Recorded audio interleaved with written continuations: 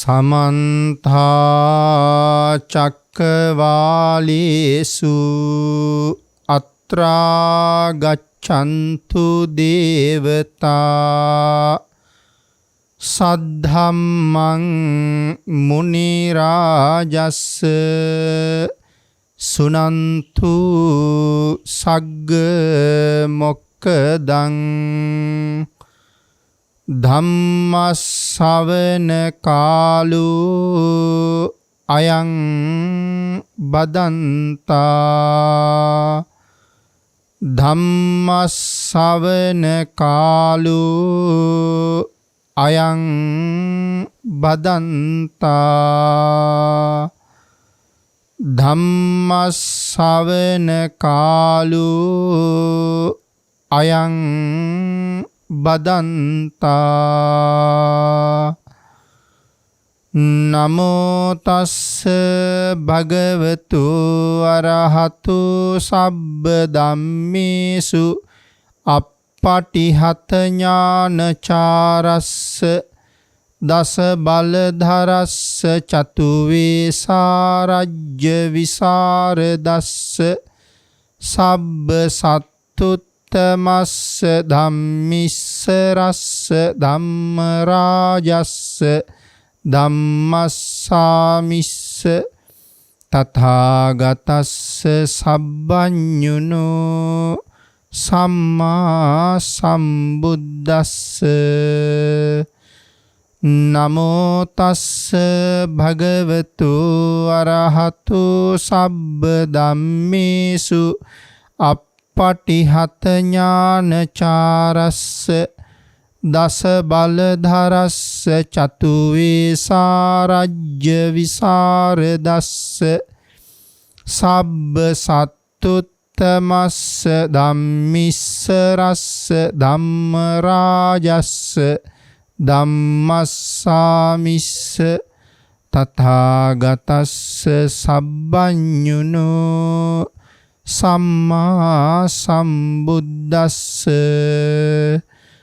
නමෝ තස්ස භගවතු අරහතු සබ්බ ධම්මේසු අප්පටිහත ඥානචාරස්ස දස බලධරස්ස චතුවේසාරජ්‍ය විසරදස්ස සබ්බ සත්තුත් තමස්ස ධම්මිස්ස රස්ස ධම්ම රාජස්ස ධම්මස්සාමිස්ස තථාගතස්ස සබ්බඤුනෝ සම්මා සම්බුද්දස්ස සද්ධර්ම ශ්‍රාවක කාරුණික ගුණගරුක බෞද්ධ පින්නතුනි, බොහෝම ශ්‍රද්ධාවෙන් යුක්තව මේ සියලු දෙනාම සූදානම් වෙන්නේ තිලෝගුරු ශාන්තිනායක සම්මා සම්බුදුරජාණන් වහන්සේ විසින් ලෝක සත්වයන් පිළිබඳව අසීමිත දයාවෙන් කරුණාවෙන් මෛත්‍රියෙන් යුක්තව අවබෝධ කරගෙන දේශනා කොට වදාළ පරම ගම්බීර වූ ශ්‍රී සද්ධර්ම රත්නයෙන් අබමල් රේණුවකටත් වඩා අඩු බොහෝම පුංචි කොටසක් දේශනා කරවගෙන ධර්ම ගෞරවය පෙරදරි කරගෙන දේශනාගත ධර්මයේ ශ්‍රවණය කරන්නත් එසේ ධර්ම ශ්‍රවණය කිරීමෙන් ලැබෙන අවවාද අනුශාසනා තම තමන්ගේ ජීවිතවලට එකතු කරගෙන වඩාත් නිවැරදි මෙලව ජීවිතයක් සකස් කරගන්නත් නිවැරදි වුණ මෙලව ජීවිතයක් තුලින් සුගතිගාමී වූ පරලොව ආයිති භවයකින් සැනසෙන්නත් අවසානයේ ප්‍රාර්ථනා කරන බෝධියෙන් සැප සහිත ප්‍රතිපදාවෙන් ඊ타ම ඉක්මන් භවයක ඊ타මත්ම කෙටි කාලයකින් චතුරාර්ය සත්‍ය ධර්මය අවබෝධ කරගෙන සසරින් එතර වීමේ බලාපොරොත්තු ඇතුවයි.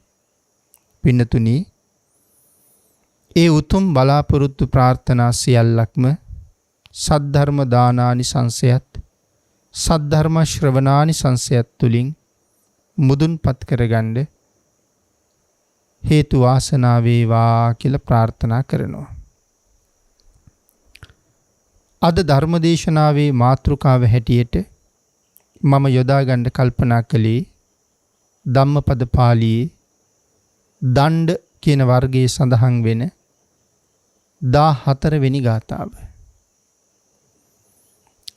අලංකතෝ චේපි සමං චරෙය්‍ය සන්තෝ දන්තෝ නියතෝ බ්‍රහ්මචාරී සබ්බේසු භූතේසු නිදාය දණ්ඩං සෝ බ්‍රාහ්මනෝ සෝ සමනෝ සබික්ඛු. පින්නතුනි, අපේ භාග්‍යතුන් වහන්සේ සවැත් නුවර ජේතවනාරාමේ වැඩ ඉන්න කාලේ තමයි මේ ගාථා රත්නයත් දේශනා කොට වදාළේ. සන්තති කියන අමාත්‍යවරයා කොසල් රජුරුවන්ගේ අමාත්‍ය මණ්ඩලයේ හිටපු ඊටාම දක්ෂ අමාත්‍යවරයෙක්. පස්සේ කාලේ භාග්‍යතුන් වහන්සේගෙන් ඊටාමත්ම කෙටි අනුශාසනාවක් අහලා රහත් වෙලා ගිහිවම පිරිනිවන් පෑවා. මේ කාරණාව මුල් කරගෙන භික්ෂුන් වහන්සේලා අහපු ප්‍රශ්නයකට පිළිතුරු සපයමින් තමයි මේ ගාථා රත්නයේ භාග්‍යතුන් වහන්සේ දේශනා කොට වදාළේ. පින්නතුනි, සද්ධර්ම දානය මොනතරම් මහත්ඵල මහානිසංසදායකද කියන කාරණාවත් මේ ධර්ම කාරණාව යටතේ පැහැදිලි කරනවා. ධර්ම දානානිසංසය කෙතරම් උසස්ද කියන කාරණාවට තවත් කරුණු රාශියක් ඒ තුලින් අපිට ජීවිතයට එකතු කරගෙන තව ශ්‍රද්ධාව උපදවාගෙන ධර්ම දානමය පින්කම් කරගන්න පුළුවන්කම ඒ තුලින් සැලසෙනවා. අපි මේ කාරණාව කෙටියෙන් සිහිපත් කළොත් මේ ගාථා රත්නයේට අයිති නිදාන කතාව කොසල් රජුරුවන්ගේ දනව්වේ එක්තරා පසල් දනව්වක, කොසල් රාජ්‍යයේ පසල් දනව්වක කිසියම් කැරැල්ලක් ඇති වුණා. කොසල් රජුරුව ඒ කැරැල්ල සංසිඳවලා එන්න කියලා මේ සන්තති කියන මහා අමාත්‍යවරයාට තමයි වාර කළේ. යුද්ධයටත් බොහොම දක්ෂයි, ප්‍රඥාවිනුත් බොහොම ඉහළයි. ඒ නිසා ඒ හැම කටයුත්තක්ම මනාව කළමනාකරණය කරලා කරන්න ඔහුට තිබුණේ හොඳ හැකියාවක්. පසල් දනව්වේ තිබිච්ච කැරැල්ල නැවත ඇති නොවෙන්නම සූක්ෂම ආකාරයෙන් තියුණු බුද්ධිය පාවිච්චි කරලා ඔහු සමතේකට පත් කළා. ඒ කැරැල්ල සමතේකට පත් කිරීම සම්බන්ධ කාරණාවෙන් මේ අමාත්‍යවරයා ගැන බොහෝසේ පැහැදුන කොසල් රජතුමා ඔහුට දෙන්න හොඳ ත්‍යාගයක් කල්පනා කරලා අගනා තිලිනයක් ලැබලා දුන්නා. ඒ තමයි තමන්ගේ රජකම දවස් 7කට සන්තතිට බාර කළා. පින්නතුනි, ඒක හරි බැරෑරුම් කාර්යයක්. රජෙක් කවදාවත් තමන්ගේ රාජ්‍ය වෙන කෙනෙකුට දෙන්නේ නැහැ. ඒ රාජ්‍ය පවරලා දුන්නට පස්සේ ඒ කාල සීමාව තුළ රජු ඒ පුද්ගලයානේ. එතකොට රාජ ආඥාව පතුරවන්න පුළුවන්. ඉතින් ඒ රාජ ආඥාවට රටේ සියලුම දෙනා යටත්. කොසල් රජුරුවන්ගේ රාජ්‍ය සන්තති අමාත්‍යවරයාට බාර කළාට පස්සේ මේ අමාත්‍යවරයානේ දැන් රටේ රජු. ඉතින් නියෝගයක් කළා නම් කොසල් රජු මරන්න කියලා. පිනතිනේ මරන්න සිද්ධ වෙනවා. ඒ රාජාඥාව. ඒ වාගේ බැරෑරුම් තැනක තියෙන්නේ මේ රාජ්‍ය දෙනවා කියන එක.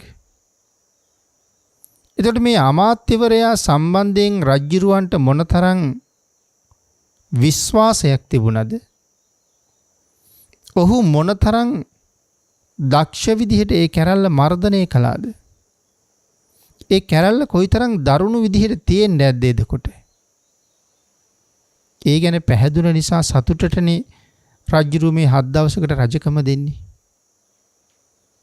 රජකම දීලා ඊටා විශේෂ රූපයෙන් අගතැම්පත් ස්ත්‍රියකුත් ඔහුට ලබලා දෙනවා.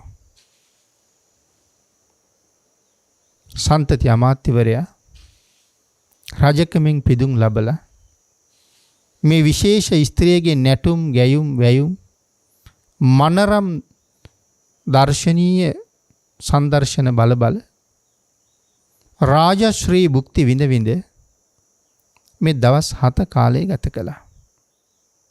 7 වෙනි දවසේ නව රජු සතුටු කිරීම සඳහා අර ස්ත්‍රිය බොහෝම වෙහෙසුණා. දවස් 7ක් තිස්සෙමත් නැටුමෙන් ගැයුමෙන් වැයුමෙන් ඇය බොහොම වෙහෙසිලායි හිටියේ. 7 වෙනි දවසේ ඇති වුණ තද බඩේ අමාරුවක් නිසා ඇය මැරිලම වැටුණා. සිහි නැතුව යන්න ඇති කියලා තමයි පින්නතුනි හිතුවේ. නමුත් ඇය පරීක්ෂා කරපු අය සඳහන් කළේ නෑ මැරිලමයි ඉන්නේ කියලා. ඒ ඇය මැරුණ දුක සන්තති අමාත්‍යවරයාට දරා ගන්න බැරුව ගියා. අමාත්‍යවරයා කල්පනා කළා මගේ හිතේ බුරබුරා නැගෙන මේ ශෝක ගින්න නිමණ්ඩ පුළුවන් කෙනෙක් මේ ලෝකේ ඉන්නවා නම් ඒ තිලෝගුරු භාග්‍යතුන් වහන්සේ විතරමයි. එහෙම හිතලා බුදුරජාණන් වහන්සේ ළඟට පිටත් වුණා. අපේ බුදුරජාණන් වහන්සේ ළඟට ගිහිල්ලා සියලු කරුණු කාරණා ඔහු පැහැදිලිව සඳහන් කළා. ඔහුගේ කරුණු කාරණා සියල්ලම අහගෙන හිටපු අපේ බුදුරජාණන් වහන්සේ ඔහුට මනා වූ ධර්ම දේශනාවක් කළා. ඒ ධර්ම දේශනාව සඳහා භාග්‍යතුන් වහන්සේ භාවිතා කළ යොදාගත් ගාථාවක එක පේලියක් නිමා වෙනකොටම සව් කෙලෙස් නැසලා රහත් වෙන්න තරම් සසර රැස් කරගත්ත මහා පුණ්‍ය නිධානයක් මේ සන්තති අමාත්‍ය ළඟ තිබුණා. අති උතුම් රහත් භාවයේ ලබනකොට සියලු ආභරණ වලින් පින්නතනේ සැරසිලාම තමයි හිටියේ. දැන් රජුනේ මේ වෙනකොට එනම් සියලු රාජාභරණයන්ගෙන් සැරසිලාමයි හිටියේ. සියලු ආභරණ දරාගෙන ඉන්න වෙලාවෙම තමයි සෞඛලෙස් නැසලා රහත් වෙන්නේ. භාග්‍යතුන් වහන්සේ කලින් එදා උදේ මේ අමාත්‍යවරයා දකින්න යතාගේ පිටේ යනකොට ඒ වෙලාවෙත් භාග්‍යතුන් වහන්සේ සඳහන් කරනවා අද මේ මොහොතේ සර්වාභරණයෙන් සැරසිලා රාජ තේජස සහිතව මේ යතාගේ පිටේ යන මොහු අද හවස සෞඛලෙස් නැසලා රහත් වෙනවා කියලා. ඔක අහගෙන හිටපු තීර්ථකයෝ ඒ කාරණාව ඇත්තද කියලා බලන්න ඕනේ කියලා හිතලා නොඑක් ආකාරයෙන් රැස් වෙලා බලාගෙනත් හිටියා. ඒ කාරණාවෙසේ නුවණොත් භාග්‍යතුන් වහන්සේට අවමන් කරන්න යෝන්ගේ කල්පනාව. පින්නතුනි අරහත්ත්වය ලබාගත්ත සන්තති රහතන් වහන්සේ කල්පනා කළා ගිහි කෙනෙක් හැටියට අරහත්ත්වය දරාගෙන ජීවත් වෙන්න බෑ. මොකද පින්නතුනි ධර්මයේ ඊතන් පැහැදිලිව දේශනා කරනවා ගිහි කෙනෙක් රහත් වුණොත් එදාම පැවිදි වෙන්න ඕන කියලා. සමහර වෙලාවක දවස් 7ක් ගිහිව ඉන්න පුළුවන් කියලා සඳහන් කරනවා, දකිනවා, ඇහෙනවා. නැහැ පින්නතුනි ධර්මයේ පැහැදිලි කරනවා එදාම පැවිදි වෙන්න ඕන කියලා. එහෙම නැත්නම් එදාම පිරිනිවන් පාන්න ඕනේ. මොකද මේ අරහත්වයේ කියන අති උතුම් බෝධිය රහත් බෝධිය දරාගෙන ගිහිව ජීවත් වෙන්න බැහැ කියලා සඳහන් කරන්නේ. ඒකයි පැවිදි වෙන්න ඕනේ. නමුත් සන්තති අමාත්‍යවරයා දැන් රහත් වෙලා ඉන්නේ තමන්ගේ ආයුෂ කොච්චර තියෙනවද කියලා බැලුවා. තමන්ගේ ආයුෂත් ඉවරයි. පැවිදි වෙලා ගෙවන්න කාලෙකුත් නැහැ. ඉතින් ගිහි ජීවිතේ කොහොමත් ඉන්න බෑ. ඒ නිසා තීරණය කළා මගේ ආයු සංස්කාර ඉවරයි. ගෙන ආපු ආයුෂ ඉවර වෙලයි තියෙන්නේ. මමත් අදම පිරිනිවන් පාන්න ඕනේ කියලා. බුදුරජාණන් වහන්සේට සඳහන් කළා ස්වාමීනි භාග්‍යතුන් වහන්සේ මා දැන් පිරිනිවන් පෑව යුතුයි කියලා. ඒ වෙලාවේ අපේ භාග්‍යතුන් වහන්සේ සඳහන් කළා මේ තීර්ථකයෝ බොහෝ දෙනෙක් අද දවසේ ඔබ රහත් බව ලබනවයි කියලා සඳහන් කරපු නිසා බලාගෙන ඉන්නවා අවමන් කරන්න. ඔබ ඒ අති උතුම් රහත් බවට පත්වෙච්ච බව ඔබත් මමත් දන්නවා වුණාට මේ කවුරුවත් දන්නේ නැහැ. තීර්ථකයන්ගේ මාන බිඳලම පිරිනිවන් පාන්න කියලා. වින්නතුනි සර්වාභරණ පිටින්ම භාග්‍යතුන් වහන්සේට වන්දනා කරලා අහසට පැන නැගලා මේ තල් ගහ තරම් උසට අහසට නැගලා නමුත් Taman භාග්‍යතුන් වහන්සේට වඩා ඉතා පල්ලැහ මට්ටමක ඉන්න බව හඟවන්න නැවත බිමට බැහැලා භාග්‍යතුන් වහන්සේට වන්දනා කරනවා. තල්ගස් දෙකක් වගේ අහසට නැගලා නැවත බිමට බැහැලා භාග්‍යතුන් වහන්සේට වන්දනා කරනවා. තල්ගස් තුනක් වගේ ඉහළට නැගලා නැවත බිමට බැහැලා භාග්‍යතුන් වහන්සේට වන්දනා කරනවා. මේ විදිහට තල්ගස් 7ක් තරම් උසට ඉහළට නැගලා භාග්‍යතුන් වහන්සේට වන්දනා කරලා ඉහළ ඉඳලම ප්‍රකාශ කරනවා ස්වාමීනි භාග්‍යතුන් වහන්සේ මේ තරම් ඉක්මනට ධර්මය අවබෝධ කරලා අති උතුම් රහත් බව ලබන්න මං සංසාරේ කරගත්ත විශේෂ පින්කමක් තියෙනවා කියලා. සියලු දෙනාටම දැනගන්න තමන් සසර කරපු ඒ පින්කම ගැන පැහැදිලි කළා. මෙයින් මහා කල්ප 91කට කලින් ලෝකෙ පහළ වුණා ලෞතර බුදුරජාණන් වහන්සේ නමක් විපස්සී කියලා.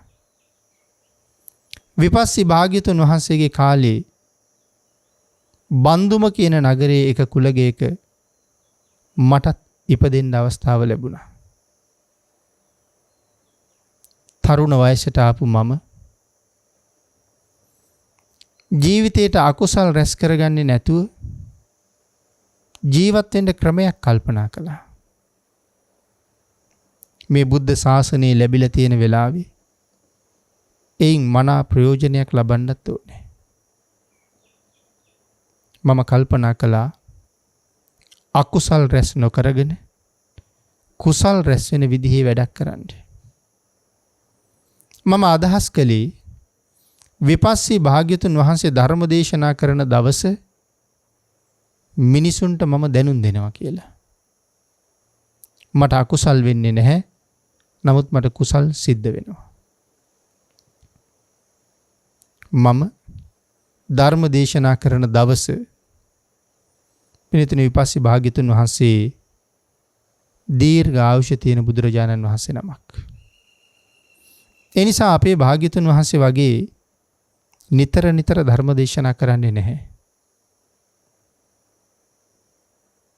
කාලයකට සැරයක් ධර්ම දේශනාවක් කරන්නේ. ඒ ධර්ම දේශනාව සිදු කරන කාලය දැනගෙන අද බණ කියන දවසයි අද බණ අහන දවසයි කියලා මිනිස්සුන්ට දැනුවත් කරනවා. ඉතින් මෙහෙම කාලයක් කරගෙන ගියා පයින් තමයි යන්නේ දැනුවත් කරන්නේ. බන්දුම රජතුමා ඒ කියන්නේ විපස්සී භාග්‍යතුන් වහන්සේගේ පිය මහරජුරු මේ පුරුෂයා මුණ ගැහිලා එක දවසක් අහනවා ඔබ මොනවද කරන්නේ කියලා. ඔහු සඳහන් කළා බණ අහන දවස මිනිස්සුන්ට දැනුවත් කරනවා. රජුරු ගොඩක් සතුටු වුණා. සතුටු වෙලා අහනවා ඔබ කොහොමද මිනිස්සුන්ට ඒක දැනුවත් කරන්න යන්නේ? මහරජා මම පයින්මයි යන්නේ. රජුරු සඳහන් කළා ඒක හරි අමාරු වැඩක්. ඒක දුෂ්කර ක්‍රියාවක්. අනික මේ කරන වැඩේ තියෙන උසස් බවත් එක්ක ඔබ පයින් යන එක හොඳ මදි. එහෙම කියලා රජුරු මොහුට මුතු මාලයක් වගේ බොම වටිනා මාලයක් දුන්නා. මල් මාලයක් දුන්නා කියලා සඳහන් කරන්නේ. ඒ මල් මාලේ පැලඳගෙන රජුරු අශ්වයෙක් පෙන්නවා අන්න අර අශ්වයාගේ පිටේ ගිහිල්ලා බණ කියන දවස දැනුවත් කරන්න. ඊට පස්සේ දැන් මාළෙත් පැලඳගෙන අශ්වයාගේ පිටේ නැගලා ගිහිල්ලා පයින් යනවට වඩා පහසුවෙන් ඒ කාර්ය කරගෙන ගියා. තවත් කාලයක් ගියහම රජුරු නැවතත් කතා කරලා සුදු පාට සයින්දවයන් 4 දිනක් යොදාපු අශ්ව කරත්තයක් ඔහුට දුන්නා. ඊට පස්සේ මොහු අශ්ව කරත්තෙන් ගිහිල්ලා බණ කියන දවස දැනුවත් කරනවා. තවත් කාලයක් ගියහම රජුරු මොහුට තවත් සම්පත් දීලා වටිනා ඇත් යානාවක් දුන්නා. මේ ඇතාගේ පිටේ ගිහිල්ලා බණ අහන බණ කියන දවස දැනුවත් කරන්න කියලා. ඉතින් දිගටම මේ කාර්යය තමයි ඔහු කරගෙන ගියේ. ඔහු විශාල කුසල කර්මයක් අත්පත් කරගත්තා මිනිස්සුන්ට බණ අහන දවස දැනුවත් කරලා. දැන් තේරෙනවද පින්නතුනි? බණ අහන දවස මිනිස්සුන්ට දැනුවත් කරලා ලබාගත් කුසල කර්මය නිසා තමයි ලෞතුරා බුදුරජාණන් වහන්සේ නමක් මුණ ගැහිලා ඊටාම කෙටි දහම් පද කීපයක් ශ්‍රවණය කරලා රහත් වෙන්න තරම් කුසල කර්මයක් ඔහු උපදවගන්නේ. අද නමුත් යම් තැනක ධර්ම දේශනාවක් තියෙනවා නම් අද අහවල් තැන ධර්ම දේශනාවක් තියෙනවා අහන්න යමු. අහවල් දවසේ ධර්ම දේශනාවක් තියෙනවා අහන්න යමු කියලා පිරිසට කතා කරනවා නම් ඒකත් මොනතරම් කුසල් රැස් වෙනවද බණ අහන්න එන්න කියලා කියන නිසා. තමන්ගේ නිවසින් එළියට බැහැලා ධර්ම දේශනාව තියෙන තැනට තියෙන පියවරක් පාසා බණ අහන්න නම් යන්නේ ඒ පියවරක් ගානේ පින්නතුනි කුසල් වැඩෙනවා. ධර්ම දාණය සබ්බ දානං ධම්ම දානං ජිනාති. එහෙමනේ දේශනා කොට වදාළේ. හැබැයි ඉතින් අපිට මේක තේරෙන්නේ නැහැ පින්නතුනි. සබ්බ දානං ධම්ම දානං ජිනාති කියලා සඳහන් කළාට මේක අපිට තේරෙන්නේ නැහැ වචනේ. තේරෙන්නේ නැති හේතුව තමයි සබ්බ දානං කියහම මේ සියලු දාන කියලා කියන්නේ මොනවද? සියලු දාන මොනවද කියන කාරණාව අපි දන්නේ නැහෙනි. අන්න ඒක හින්දා තමයි අපිට තේරෙන්නේ නැත්තේ ධර්ම දානයේ මේ සියලු දානයන්ට වඩා උසස් කියලා කියහම. හැබැයි යම් දවසක මේ සියලු දාන මොනවද කියලා දැනගත්තොත් එදාට හිතෙනවා මීටත් වඩා ධර්ම දානය උසස්ද කියලා. ඒ තරම්ම ශ්‍රේෂ්ඨයි සද්ධර්ම දානය. පින්නතුනි අපේ භාග්‍යතුන් වහන්සේ දේශනා කරපු එක සූත්‍රයක් තියෙනවා කින්දද සූත්‍රය කියලා. මේ කින්දද සූත්‍ර අට කතාවේ සඳහන් කරනවා මේ ධර්ම දානය පිළිබඳව ආකාර 6ක්. ආකාර 6කින් ධර්මය දන් දෙන්න පුළුවන් කියලා. හැබැයි මේ ආකාර 6න් ආකාර 5ක්ම කරන්න පුළුවන් හොඳට ධර්මය දන්න අයට විතරයි.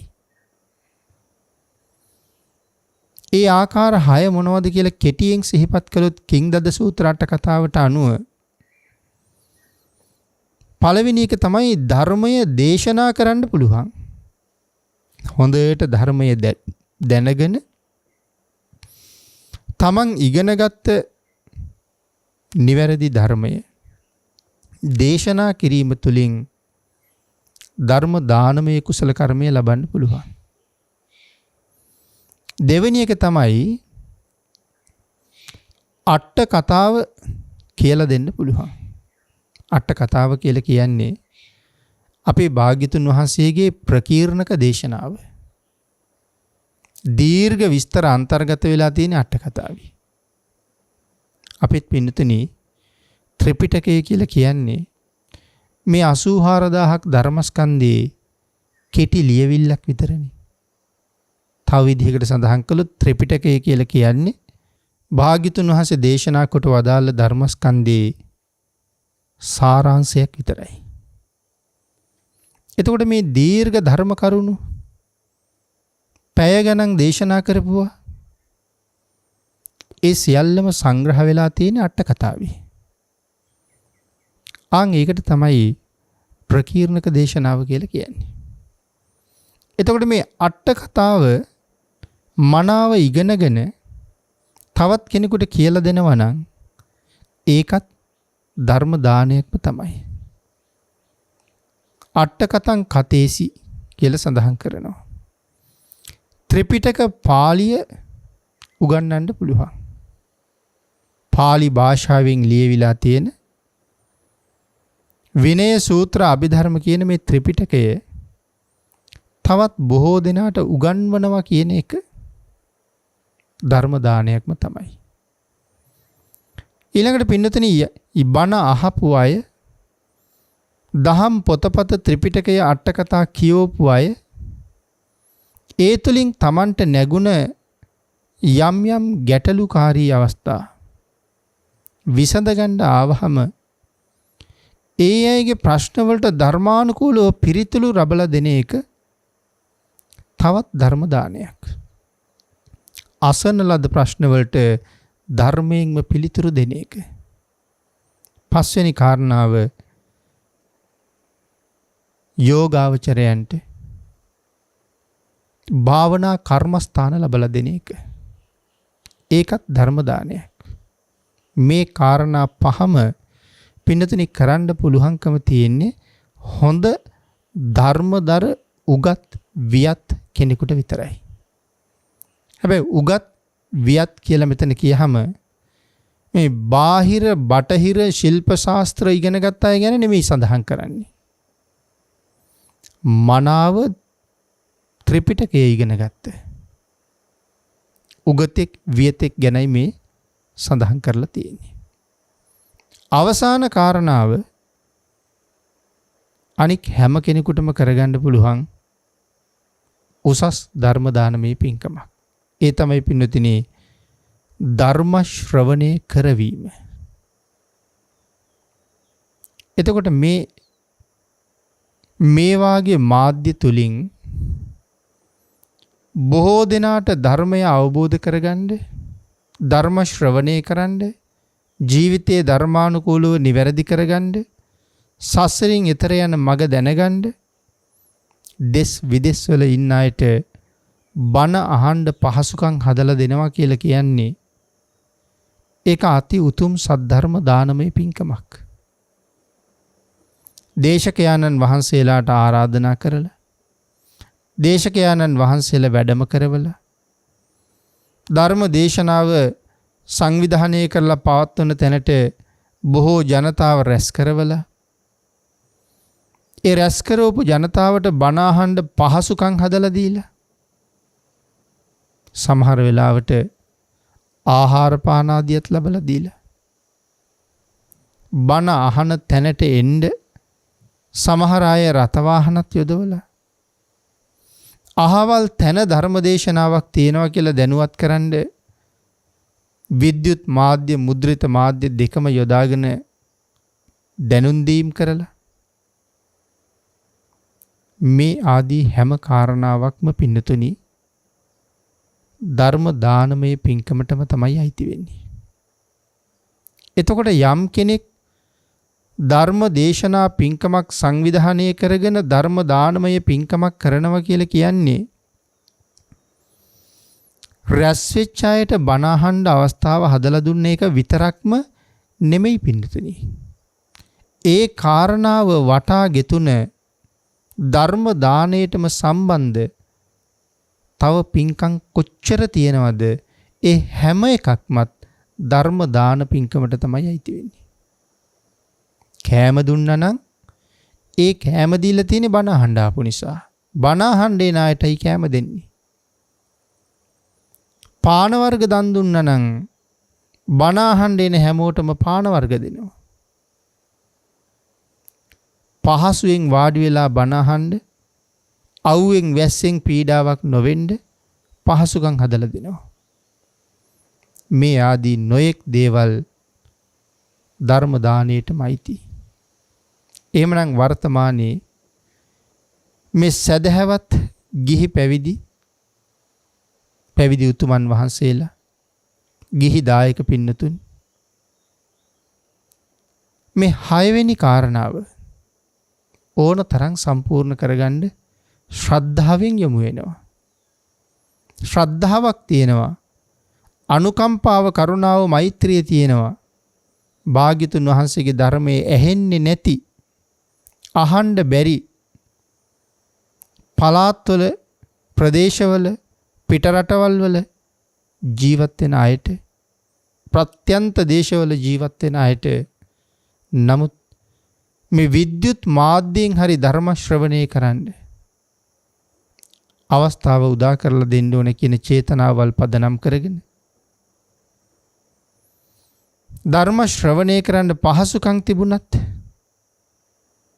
දේශනාවක් පවත්වන තැනකට ගිහිල්ලා බණක් අහන්න වෙලාවක් නැති කෙනෙකුට විවේකීව විද්‍යුත් මාධ්‍යයෙන් හරි දේශනාවක් අහන්න මේ වාගේ ධර්ම දේශනාවක් සිදු කරවහම මොන තරම් කුසල් රාශියක් අත්පත් වෙනවද කියන කාරණාව පින්තුනි මෙතෙකයි කියලා සඳහන් කරන්න බැරි තරම්. සබ්බ දානං ධම්ම දානං ගිනාති. මේ ලෝකයේ තියෙන සියලුම දානයන් දිනනවා කියලා දේශනා කොට වදාළේ ඒකයි. පින්තුනි තිලෝගුරු භාග්‍යතුන් වහන්සේ පිරිනිවන් පාලා අවුරුදු 230 ගණනක් ගත වෙනකොට 30 ගණනකට ආසන්න කාලයක් ගත වෙනකොට මේ ලෝකේ තවත් විශිෂ්ට ධර්ම දානමය පින්කමක් සිද්ධ වෙනවා. ඒ තමයි නිග්‍රෝධ සාමණේරයන් වහන්සේගේ කෙටි ධර්ම දේශනාව. කාටද දේශනාව කළේ? ධර්මාශෝක මහරජුරවන්ට. ඒ කෙටි ධර්ම දේශනාව අහලා චණ්ඩාශෝක හැටියට හිටපු අශෝක රජුරු ධර්මාශෝක බවට පත් වුණා. ඒ නිසා භාග්‍යතුන් වහන්සේගේ ධර්මස්කන්ධය කොපමණද කියලා මහරහතන් වහන්සේලාගෙන් අහලා දැනගෙන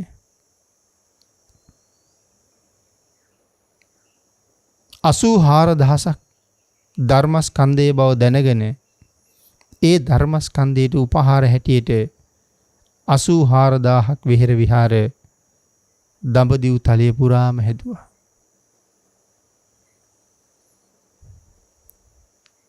ඒ වෙනකොට මහ පොළොවේ යට තැම්පත් කරලා තිබිච්ච සර්වඥ ධාතුන් වහන්සේලා තියෙන තැන් හොයාගෙන නැවත ධාතුන් වහන්සේලා ගොඩ අරගෙන මේ විහෙර විහාරවල තැම්පත් කරලා ජනී ජනයාට වන්දනා කරගන්න අවස්ථාව හදලා දුන්නා. මෙතෙක් කාලයක් ගෙවිලා තියෙන නිසා ශාසනයට දුර්මත ගොඩාක් එකතු වෙලා තිබුණා. ඒ නිසා ශාසන ශෝධනයක් කරලා මිත්‍යා දෘෂ්ටික මතධාරීන් ශාසනයෙන් නිරපලා නැවත නිර්මල තේරවාදී ධර්මයට පවතින අවස්ථාව හදලා දුන්නා. තුන්වෙනි ධර්ම සංගායනාව කරලා භාරතයෙන් පිටතටත් භාග්‍යතුන් වහන්සේගේ ධර්මයේ ව්‍යාප්ත කළා. එහි ප්‍රතිඵලයක් හැටියට තමයි ඔබට මට බණ අහන්න ලැබුණේ. ඔබට මට අපායෙන් මිදෙන්න අවස්ථාව ලැබෙන්නේ. සුගතියෙන් සුගතියට යන්න අවස්ථාව ලැබෙන්නේත් සසර කතර කෙරවල කරගන්න අවස්ථාව හැදෙන්නේත් එහි ප්‍රතිඵලයක් හැටියට. තුන්වෙනි ධර්ම සංගායනාවෙන් පස්සේ තමයි අපිට භාග්‍යතුන් වහන්සේගේ ධර්මයේ ලැබෙන්නේ.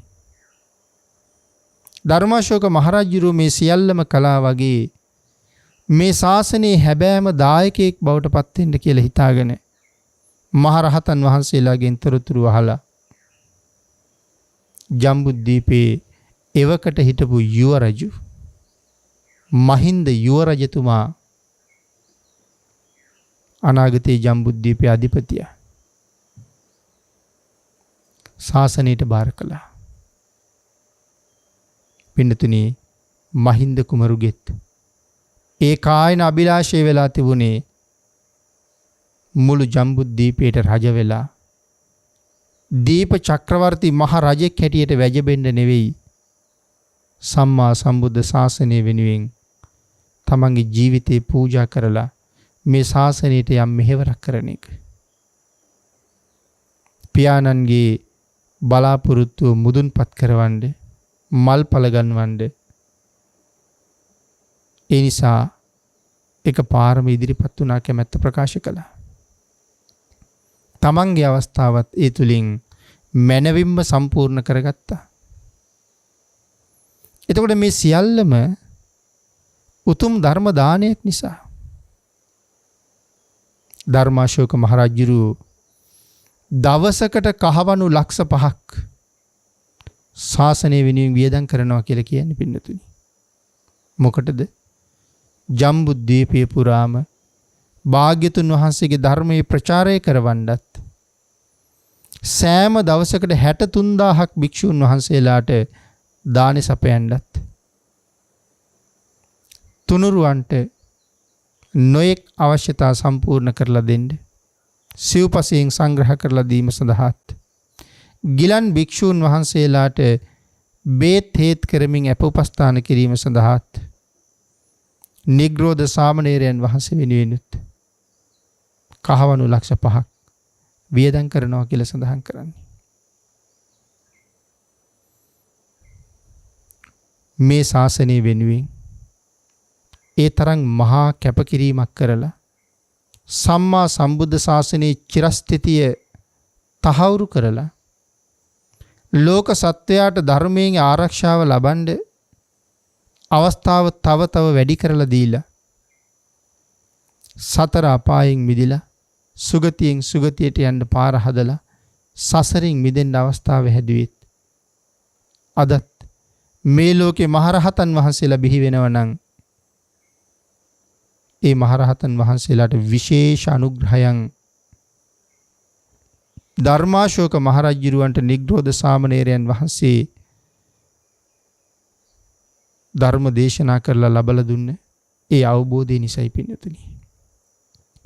නිග්‍රෝධ සාමණේරයන් වහන්සේගේ සද්ධර්ම දානමය පින්කම නිසයි වසර 230 ගානකට පස්සේ නැවත ශාසනය බබළුවන්න පටන් ගත්තේ. අද මේ පවතින තත්වයට මේ ශාසනය ආරක්ෂා කෙරෙවි බබලවන්නේ ඒ අති උතුම් ධර්ම දානමය පින්කම නිසා. නිග්‍රෝධ සාමණේරයන් වහන්සේ සංසාරේ කෙරවල කරගත්තා. උන්වහන්සේගේ මඟ පෙන්වීම යටතේ මුලින්ම ශාසනයට ඇතුල් වෙලා පස්සේ ශාසන භාරධාරී මහ තෙරුන් වහන්සේලාගේ අවවාද අනුශාසනා මත භාග්‍යතුන් වහන්සේගේ ධර්මයේ ලෝකයේ පුරාම ප්‍රචාරය කරවන්න කටයුතු සංවිධානය කරමින් නිර්මල ධර්ම රත්නයේ සුරක්ෂිත කරපු ධර්මාශෝක මහරජුරුවෝ ඒ ධර්ම රතනයේ වෙනුවෙන් ශාසනය වෙනුවෙන් කරපු කැපකිරීම නිසා තමන්ද කරගත්ත උතුම් සද්ධර්ම දානමය පින්කම් නිසා රජුරුවොත් එහි අග්‍රඵලය දැක්කා. ධර්මාශෝක රජුරුව ඒ ජීවිතේම නිවන් දැක්කේ නැති වුණාට නැති වුණාට පින්නතුනි පස්සේ කාලේ මේ අපේ රටේ සද්ධාතිස්ස මහරජුරෝ රජකම් කරන කාලේ මේ රටේ ඉපදිලා කුණ්ඩලතිස්ස නමින් පැවිදි වෙලා අරහත්ත්වයට පත් වෙලා සසරින් සමුගත්තා. සන්තති මහා මාත්‍යවරයා තමන් සිද්ධ කරපු සද්ධර්ම දානමය පින්කම පිළිබඳව භාග්‍යතුන් වහන්සේට භාග්‍යතුන් වහන්සේ අහගෙන ඉන්න වෙලාවේ රැස් වෙලා හිටපු සියලු දෙනාටම දේශනා කළා.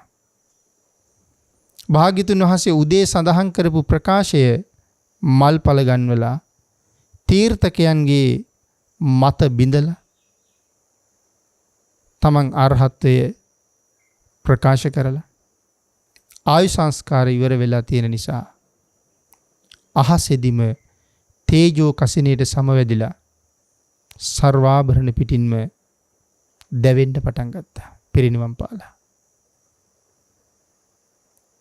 සමන් කැකුළු වගේ ඉතුරු වුණ ධාතුන් වහන්සේලා නැත්නම් මුතු ඇට වගේ ඒ ධාතුන් වහන්සේලා බිමට වැටෙන්නේ නැතුව භාග්‍යතුන් වහන්සේ විසින් සුදු රෙද්දක් ඇතිරෙව්වට පස්සේ ඒ සියල්ල සුදු රෙද්දට වැටුණා. දේහය එහෙම අහසෙම ආදාහනය වෙලා නිමා වුණා. ඒ ධාතුන් වහන්සේලා පාත්‍රයකට එකතු කරවලා හතරමං හන්දියක තැම්පත් කරලා චෛත්‍යයක් හදන්න කියලා භාග්‍යතුන් වහන්සේ අනුදැනව දාලා. ධර්ම දානමේ පින්කම කොයි තරම්නම් මහත්ඵලද පින්නතුනි. භාග්‍යතුන් වහන්සේගේ ධර්මය මුද්‍රණය කරලා තියෙන පොත්පත් බෙදලා දෙනවා කියලා කියන්නේ ධර්ම දානමේ පින්කමක්. හැබැයි පින්නතුනි වර්තමානයේ අපි දකිනවා ධර්ම දානයේ සඳහායි කියලා බෙදෙන පොත්පත් ගොඩක් තියෙනවා. මේ ත්‍රිපිටක අට කතා ගැන නෙමෙයි සඳහන් කළේ. ඔය පොඩි පොත් ධර්ම දේශනා අහන්න ගියපු තැන් වලින් සිල් ගන්න ගියපු තැන් වලින් තව නොයෙක් තැන්වලදී බෙදලා දෙනවා. හැබැයි ඒක ධර්ම දානයක් බවට පත් වෙන්නේ ඒක හැබෑම ධර්මයකින් පොහොසත් නම් විතරයි. සමහර වෙලාවට තමන්ගේ මත තමන්ගේ අදහස් තමන්ගේ අත්දැකීම් මේවා තුළ සටහන් කරලා තියෙනවා. පින්නතුනි අපේ අදහස අපේ මතය ධර්මයේ නෙමෙයි. මේ ලෝකේ ධර්මය උපද්දවන්න පුළුවන් උත්තමයෝ දෙන්නයි පහළ වෙන්නේ. සරියුත් මහරහතන් වහන්සේටවත් ධර්මය උපද්දවන්න බෑ පින්වතුනි. එහෙනම් කාටද පුළුවන් ධර්මය උපද්දවන්න? තිලෝගුරු සම්මා සම්බුදුරජාණන් වහන්සේටත් ඊට අමතරව පසේ බුදුරජාණන් වහන්සේටත් විතරයි ධර්මය උපද්දවන්න පුළුවන්කම තියෙන්නේ. භාග්‍යතුන් වහන්සේගේ සහ පසේ භාග්‍යතුන් වහන්සේගේ නික්ලේශී හර්ද මණ්ඩලය තුල ඉපදුනා නම් යම් කාරණාවක් ඒකට තමයි ධර්මය කියලා කියන්නේ. අපේ අදහස් ධර්මයේ වෙන්නේ නැහැ කවදාවත්. සාරිපුත්තයන් වහන්සේටත් බැරි වුණා නම් අපි ගැන කතා කරන්න දෙයක් නැහැනේ පින්නතුනි. ඒ හින්දා එහෙම බෙදෙන පොත්පත්වල මොන සූත්‍රයේද මේ අන්තර්ගත කරලා තියෙන්නේ? මොන සූත්‍රයෙන්ද මේ කරුණු අරගෙන තියෙන්නේ? ඒ කරුණු කොච්චර නිවැරදිද කියන කරුණු තහවුරු කරගෙනම ඒ පොත් මුද්‍රණය කරන්න ඕනේ. එහෙම නැත්නම් ධර්මයේ නාමයෙන් අධර්මයක් බෙදලා දීලා කුසල් වෙනුවට අකුසල් ගොඩක් රැස් කරගන්න පුළුවන්. එහෙම නොකරගන්නත් අපි හැම වෙලාවෙම උත්සාහ කරන්න ඕනේ. එහෙමනම් පින්නතුනි මේ ධර්ම දේශනාව සඳහා අපි පාදක කරගත්ත ගාථා රත්නයේ සරල තේරුම පිළිබඳවත් අපි ටිකක් කල්පනා කරලා බලමු. අලංකතෝ චේපි සමං චරෙය්‍ය සන්තෝ දන්තෝ නියතෝ බ්‍රහ්මචාරී. සබ්බේසු භූතේසු නිදාය දණ්ඩං සෝ බ්‍රාහ්මනෝ සෝ සමනෝ සබික්කු. ඇඳුම් පැළඳුම් වලින් සැරසුනත් සංසුන් ගති හා මෙත් සිත ඇතිව ජීවත් වෙනවා නම් ඔහු ඊතා උතුම් පුද්ගලයෙක්. ඒක තමයි සරල තේරුම. අපි තව ටිකක් සාකච්ඡා කරමු. අලංකතෝ චේපි සමංචරෙය්‍ය. අලංකතෝ කියලා පින්නදින සඳහන් කරන්නේ ඇඳුම් පැළඳුම් වලින් මනාව සැරසිලා ඊටාම උසස් ඇඳුම් වර්ග ඇඳලා ඉන්නවා. රන් රිදී මුතු මැණික් නොඑක් පළඳනාවල් පැළඳගෙන ඉන්නවා. අලංකතු සැරසිලා ඉන්නේ මේ ආභරණ වලින්. සැරසිලා ඉන්නේ මේ වස්ත්‍ර වලින්. ඊළඟට සඳහන් කළා සන්තු සංසුන් බව. කෙලෙස් නැති කරලා තියෙන බව. කෙලෙස් තුනී කරන්න වීරිය වඩන බව.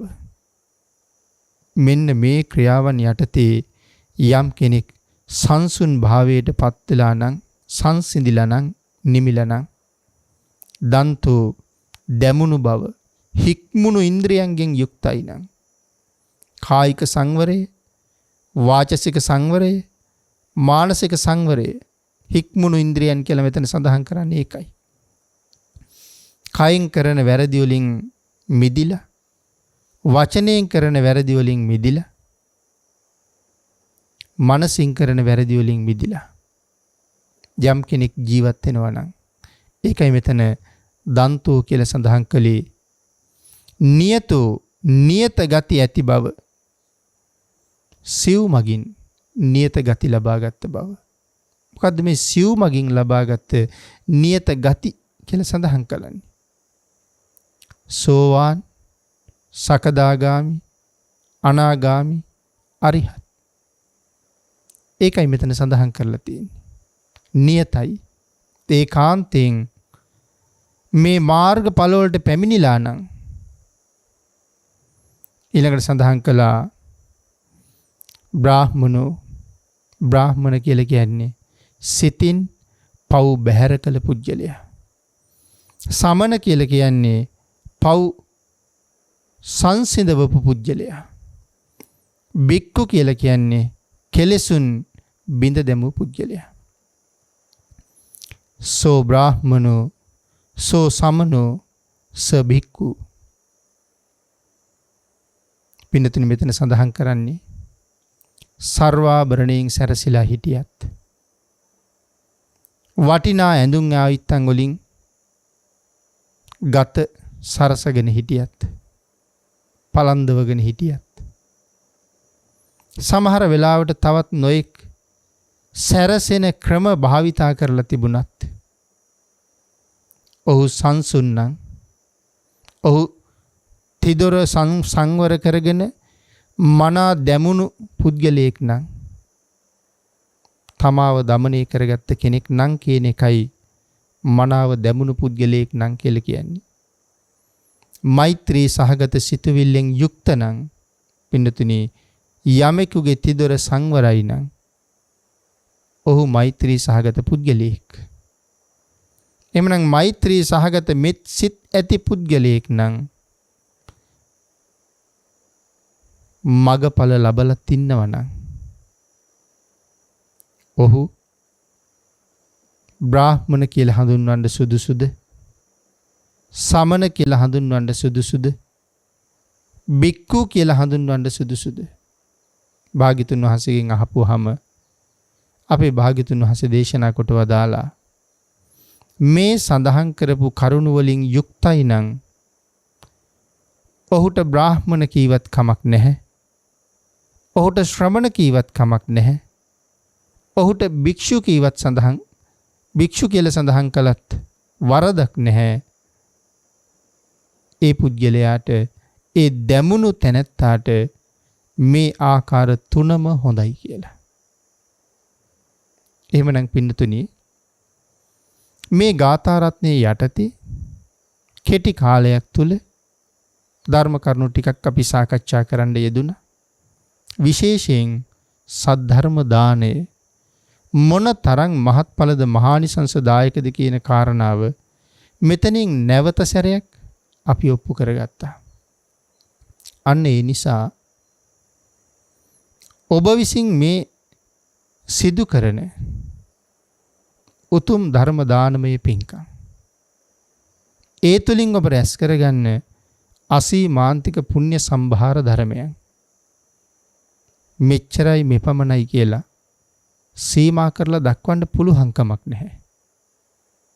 නමුත් අපි සිදු කරන මේ ක්‍රියාවන් කොයිතරම් ශ්‍රේෂ්ඨද කියන කාරණාව දැනගෙන මනාව අනුමෝදන් වෙමින් තව නිවැරදි කරගනිමින් සම්පූර්ණ කරනවා නම් අපිට තවත් මහත් ශ්‍රේෂ්ඨ කුසල් අත්පත් කරගන්න අවස්ථාවක් ලැබිලා තියෙනවා. මෙවන් අවස්ථා බුද්ධාන්තරයක විතරයි ලැබෙන්නේ පින්නතුනි. එයි අබුද්ධෝත්පාද කාලයක ඉපදිලා කාගේ ධර්මයේ මෙහෙම ප්‍රචාරය කරවන්නද? කාගේ ධර්මයේ දේශනා කරන්නද? කාගේ ධර්මයේ දේශනා කරන්න අනුග්‍රහ කරන්නද? එනම් බුද්ධෝත්පාද කාලයක කරගත යුතු කරගත හැකි අති විශේෂ පුණ්‍ය කර්මයක් තමයි මේ තියෙන්නේ. ඉතින් මේ රටේ විශාල පිරිසක් ඒ උතුම් පින්කම් විද්‍යුත් මාධ්‍යෙත් එහෙම නැතුව සමාජය තුළ තව බොහෝ දෙනා රැස් කරගෙනත් තම තමන්ගේ නිවෙස්වලත් සිදු කරන අවස්ථා අපිට දකින්න තියෙනවා. ධර්ම ගෞරවයෙන් ශ්‍රද්ධාවෙන් සිදු කරගන්නවා නම් අසීමාන්තික ආනිසංස ලැබෙනවා. එතකොට මේ වාගේ විද්‍යුත් ආයතන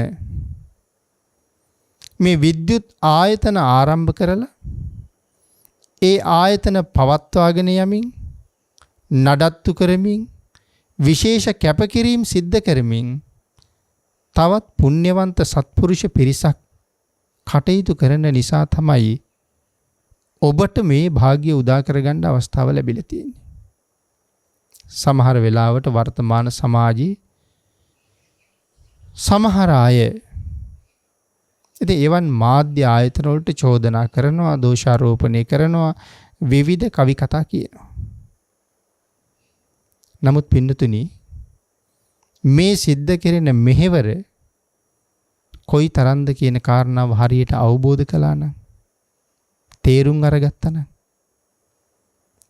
ඔබ විවේචනය කරන අතරේ ඒ සියලුම විවේචන ඉවසගෙන ඒ සත්පුරුෂයන් මොන තරම් මහා කුසල කර්මයක් රැස් කර ගන්නවද? අන්න ඒ නිසා අපිට ලැබිලා තියෙන උතුම් අවස්ථාවක්.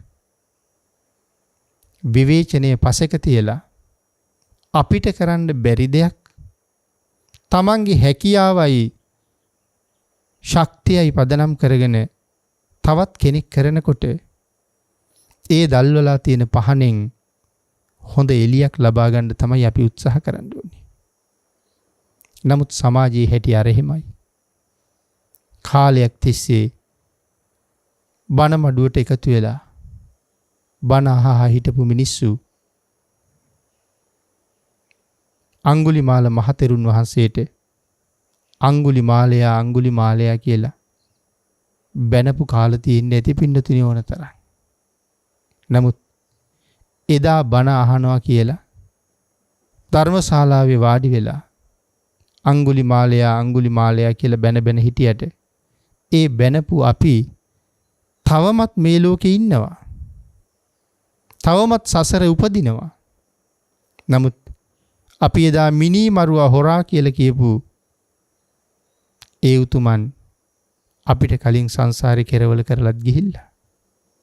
එහෙනම් අපි මේ එක ආයතන වලට මාධ්‍ය ආයතන වලට ආයතන කරන ප්‍රධාන ස්වාමින් වහන්සේලාට ඒ කටයුතු කරන ඒ සත්පුරුෂ නිලධාරී මහත්වරුන්ට චෝදනා කර ඉන්නවට වඩා මං කිව්වේ මේ ඇතැම් පිරිස් කියන දේවල් එයින් ප්‍රයෝජන අරගෙන අපිට මේ සසර කෙරවල කරන මගට යන්න ධර්මාවබෝධය ලබන්න හිත දියුණු කරගන්න තැනට එන්න ඒ තුලින් ලබන්න අවස්ථාව කොච්චර තියෙනවද? ප්‍රඥාව පාවිච්චි කරලා එයින් ප්‍රයෝජන අරගෙන තමන්ගේ කාර්ය සම්පූර්ණ කරගන්න උත්සාහ කළොත් ඔබට හිතවත් පුද්ගලයෙක් බවට පත් වෙනවා. එහෙමනම් පින්නතුනි මීට වඩා ධර්මදේශනාව දික් කරන්න බලාපොරොත්තු වෙන්නේ නැහැ. කාල වේලාව ඉක්ම ගිහිල්ලා නිසා. ආකාසට්ඨා ච බුම්මට්ඨා දේවා නාග මහිද්దికා පුඤ්ඤන්තං අනුමෝදිත්වා චිරං රක්ඛන්තු ලෝක සාසනං දේවෝ වස්සතු කාලේන සස්ය සම්පatti හේතුච පීතෝ භවතු ලෝකෝ ච රාජා භවතු ධම්මිකෝ.